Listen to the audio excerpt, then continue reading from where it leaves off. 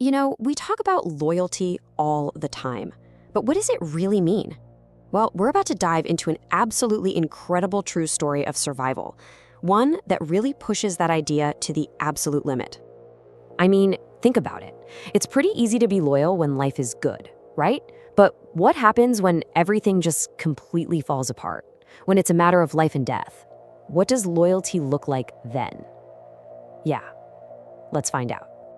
Okay, so let's set the scene. It's May of 2022 down in Houston, Texas.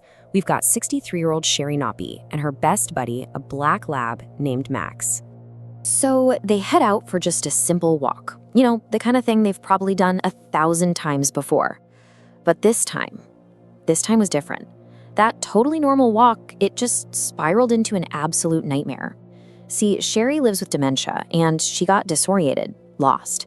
And just like that, the familiar park they knew was gone, replaced by this huge, unforgiving wilderness.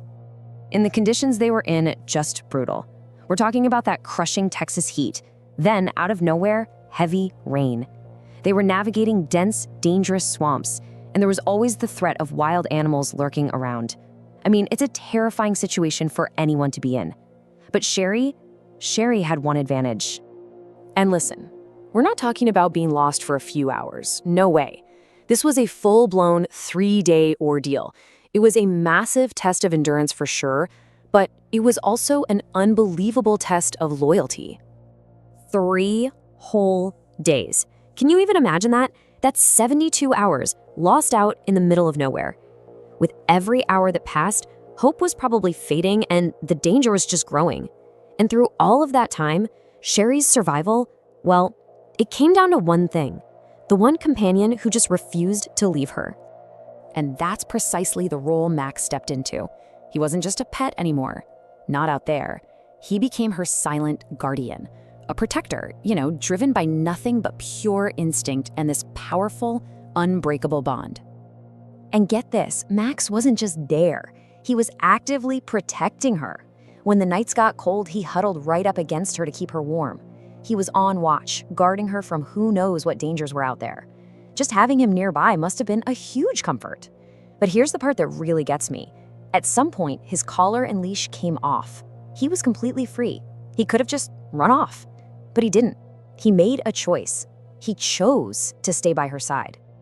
So, after 3 of these incredibly long, agonizing days, while search teams are out there combing the area, the big moment finally arrives.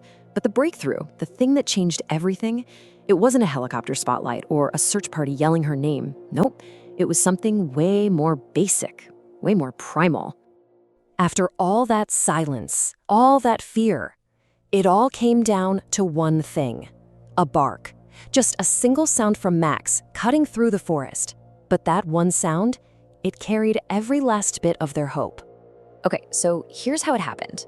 On the morning of that 3rd day, Max just starts barking, and he doesn't stop. He just keeps going.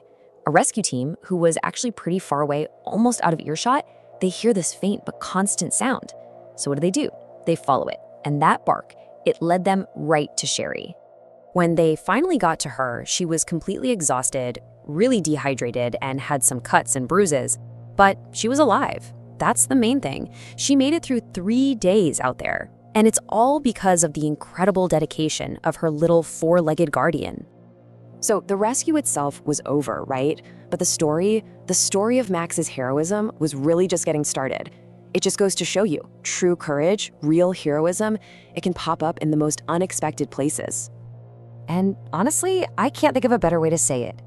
What Max did, it was nothing short of heroic. It's such a powerful reminder that the biggest heroes, well, they don't always look the way we think they should. So you have to ask yourself, was Max just a dog acting on instinct? Or was something more going on here? I mean, after everything he did, he was her protector, her friend, her guardian. Let's be real, by any definition, that dog is a hero.